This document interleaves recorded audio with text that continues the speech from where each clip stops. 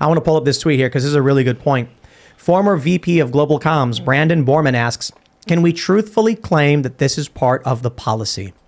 And this goes to show that when they censored the Hunter Biden laptop, internally they knew they had fabricated a reason for censoring politically damaging information on the Democrats. And this is him saying, can we truthfully claim that's part of the policy, like the hacked materials thing? When this story dropped and they said, you can't publish hacked things, everyone went, you just made that up. There's, at the same time as they're saying you can't do that, there were other hacked materials that were going around disparaging people like Trump. What about the taxes and stuff like that, right? Files that get leaked, they never cared about. Now, all of a sudden, they made up a fake policy to enforce. It's not just that we can see Democrats were well connected and they were banning people. We can see internally they were struggling with some kind of way to publicly justify overt political bias to benefit Democrats. Yeah. And look how brilliant it was. Again, I want to give them credit. Look how brilliant it was that even when they knew they screwed up, and obviously, as you just pointed out, they knew they screwed up, they still didn't pull back. They didn't pull back because they knew they only had the last of the election. The right would never do something like this. The right has spent the last week and a half tripping all over themselves to denounce this and condemn that. And I absolutely condemn this. Oh, my goodness, don't associate me with that. They don't think in those terms. They're thinking, hey, let's just batten down the hatches for 3 weeks. Who cares if we're a bunch of dirty liars? Let's win an election. We'll hash it out at the end. It is one of the best quotes I've heard. I can't remember who said it. Republicans care more about the opinion of the New York Times than the opinion of their constituents. Oh, 100%, yes. If people really understood how the Republican Party talks about their base behind their back, they'd probably vote Democrat. That's how bad that's how bad it is. They have such disrespect for their base. They spit in their face all the time, over and over and over and over and over again. I can't stand it. It's totally defunct party. It's garbage. But MAGA party changed it a bit.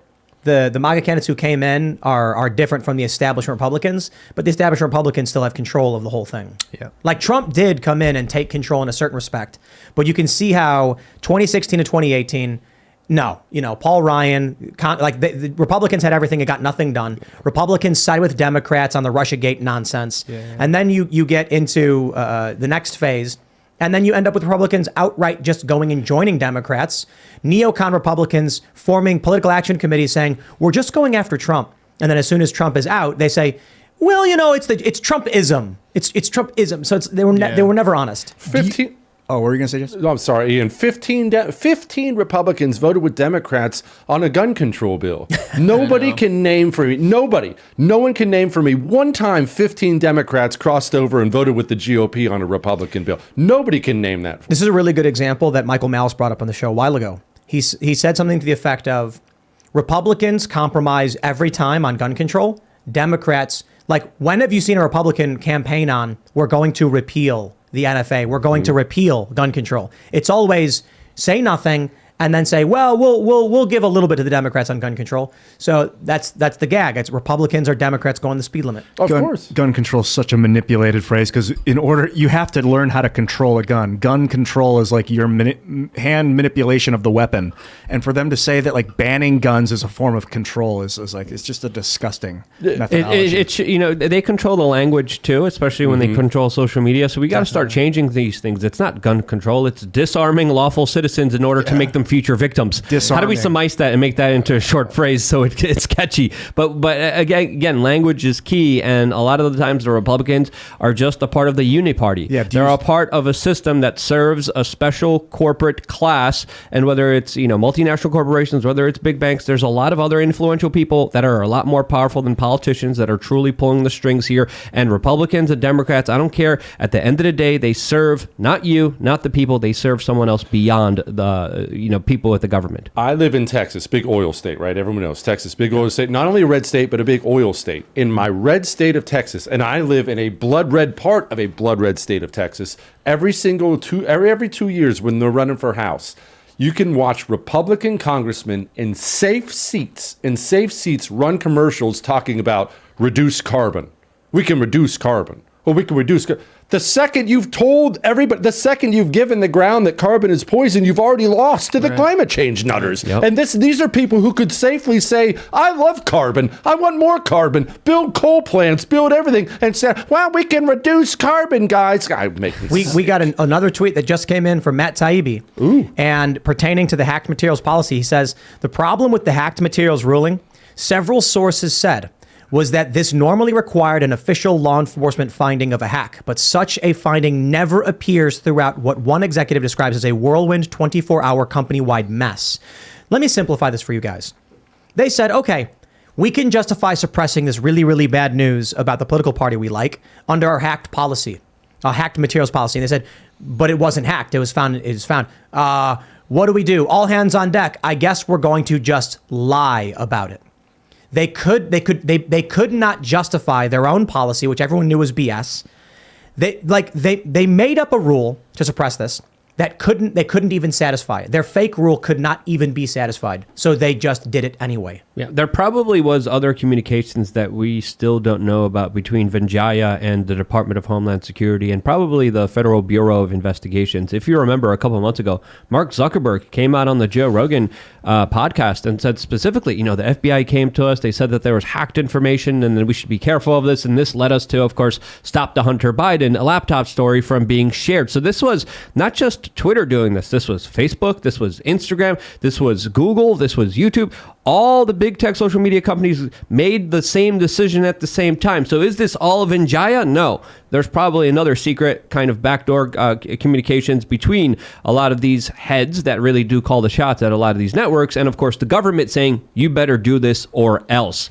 Now, they probably signed a lot of non-disclosures. There's probably a lot of secret communications. I think this is only just scratching the surface of what we're finding out here. And I think it gets a lot more sinister and a lot more deeper when you see this story, not just censored by Twitter, but censored by everybody at the same time. Coincidence? I don't believe so. I don't believe in coincidences. Coincidences are just secrets that the government is hiding from everything we're learning within the last few days. Well, remember, too, the Facebook thing. A lot of people actually don't realize this. They remember the Mark Zuckerberg thing, and they remember him talking to Joe Rogan and saying the FBI came to us.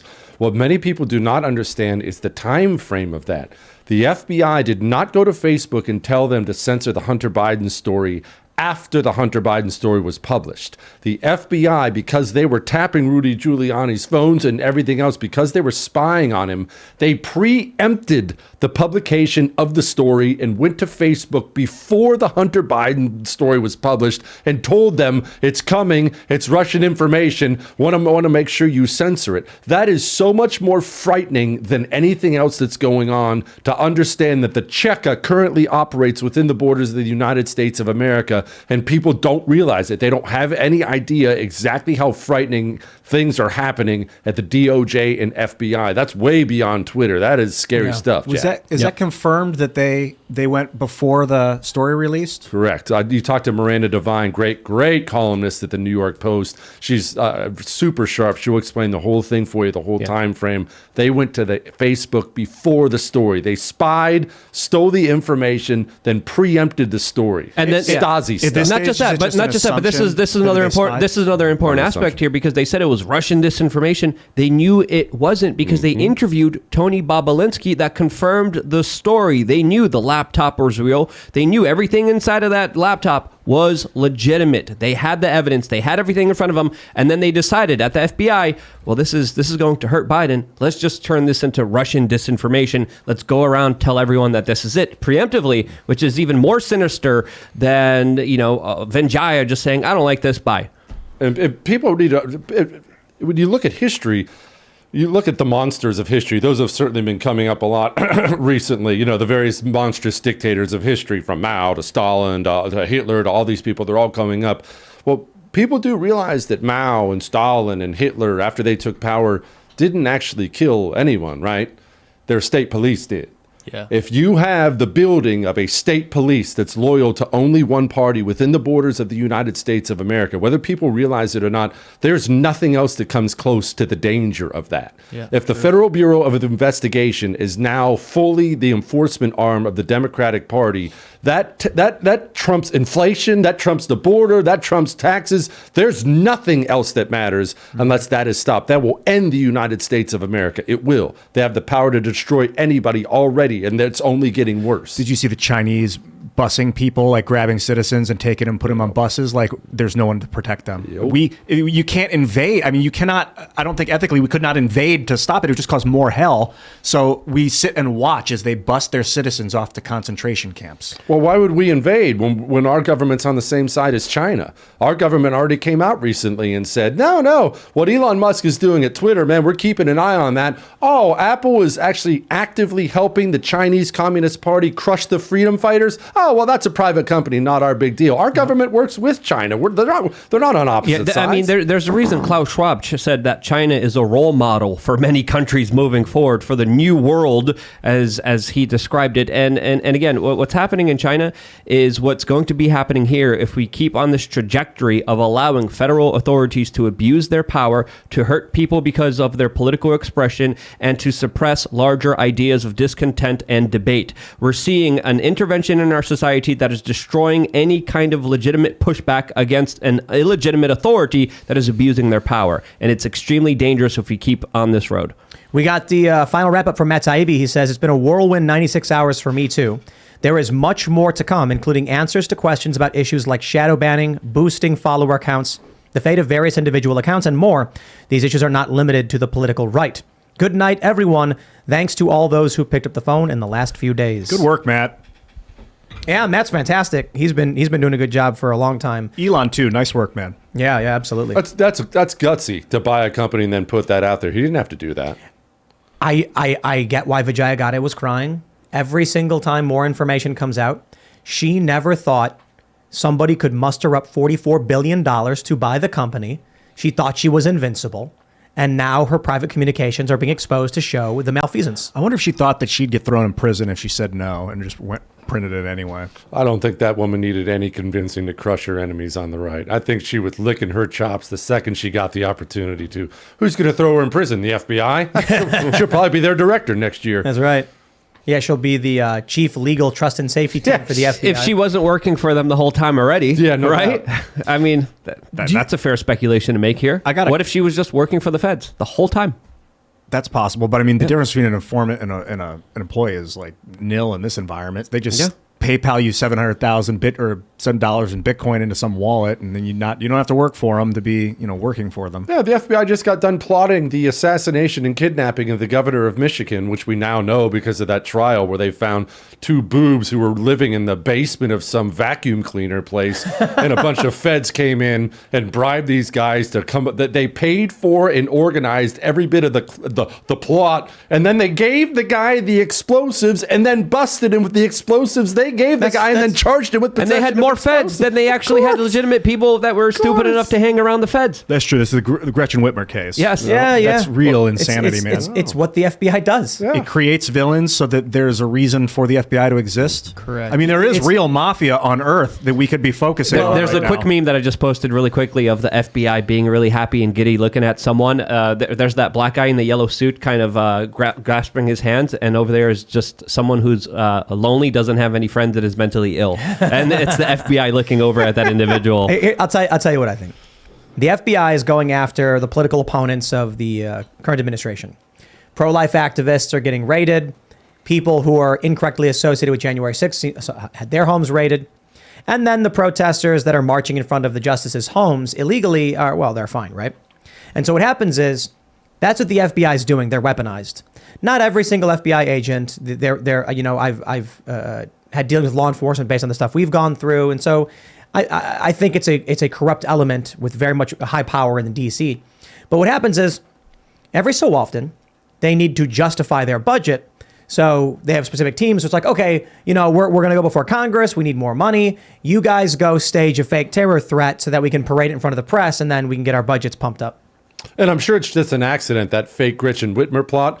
it got publicized October, right before the election, right when they're trying to build a narrative of the violent right-wingers. Miraculously, all the arrests were made, and an October surprise. I'm sure that's just a total coincidence. And speaking of January 6th and people unfairly associated with it, what about the people who actually are associated with it and they're still not being treated fairly? We talk about China and their human rights abuses all the time, and rightfully so, because China's a piece of trash country.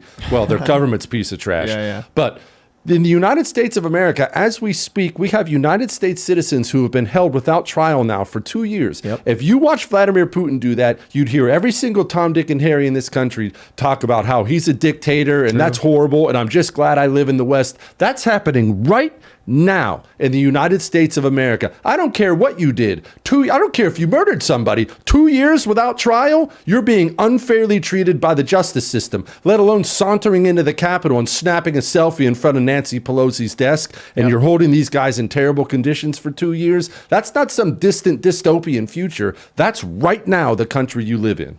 You know, we're frogs in a pot as the water starts boiling, because I say it often, but if you were to describe the events of this year, last year, the year before, to someone 6-7 years ago, they would tell you were lying. Yeah, 100%. Like, imagine going to someone in 2015 being like, well, it's 2020, after the pandemic and Donald Trump's presidency, there was a risk of war because China, they had concentration camps. And what are you talking about? Well, Elon Musk, he bought Twitter, right? What? Man. When they were signing the National Defense Authorization Act or the Patriot Act, if they were like, oh, and by the way, before we sign this, we just want to let you know in 20 years, we're going to arrest 200 people that when there's a riot at the Capitol, I'd be like, wait, what? Right. And then they'll be, well, how many people did they kill? Oh, they didn't kill anybody. But we're going to throw them in prison for 2 years. It's funny you brought up the Patriot Act, Ian, because, man, I've been wrong about a lot. I've screwed up a lot of things in my life. But when the Patriot Act, when all that stuff was going down, I was a young hothead. I was a Marine at the time. And I was like, yeah, screw those terrorists. Oh, quit being paranoid. They're not going to use it on us. Let's go kill all the terrorists, tap all their phones. And all the Ron Paul people were all super loud about it. No, they're going to use it on citizens. And I remember. That was me. I remember, oh, you guys are idiots. Stop being paranoid. If you didn't do anything wrong, you don't have to worry about it. Man, did they get that one right? And I got that one. I was screaming like, don't you guys read history? Yeah, don't you understand what happens with the political system when you give them too much power, when you give them too much authority? Obviously, the gun or the knife that you make is going to be pointed back at you eventually, and that's the problem with government. Too many people believe government's going to be their solution, and they keep empowering it by giving it more legitimacy. And I think truly the best way to do this to push away is to be personally responsible and not need government and not to call for more government. So this is why I've been standing strong in my views for such long about this one particular aspect, which I think is important. But thank you for admitting it and talking about it, because a lot of other people were like, either one, ignore it, don't want to think about it, or two, are doubling down and like, yeah, we need more national security. And I'm like, do you see what they're doing? Yeah, no, we need to eliminate virtually every federal agency, and anything short of that's going to result in the end of the country. That's what we need. Yeah. Absolutely.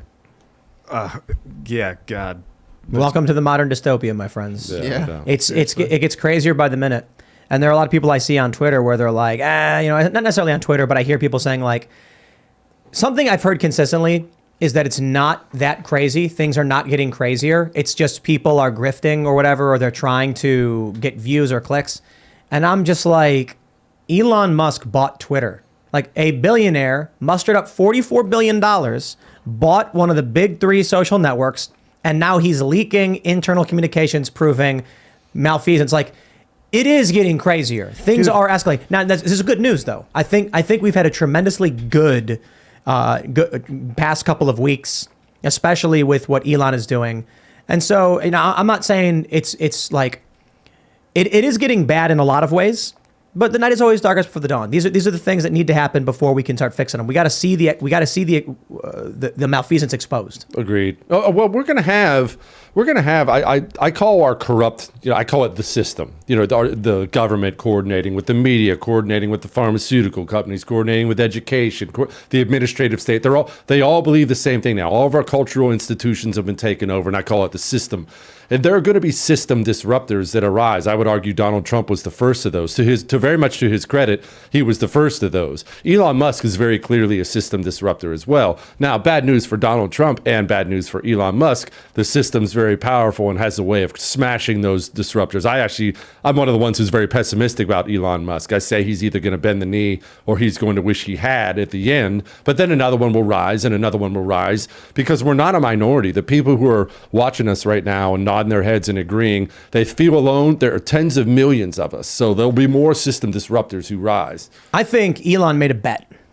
He's on Twitter. He sees what gets engagement and what doesn't. And what gets engagement tends to be centrist to right populist, content. He likes it. It speaks to him. He considers himself a centrist. He puts up a poll. Should we have a peace deal to stop the war with Ukraine and Russia? And at first it was like, yes, peace. But then all of a sudden it started shifting to no, war.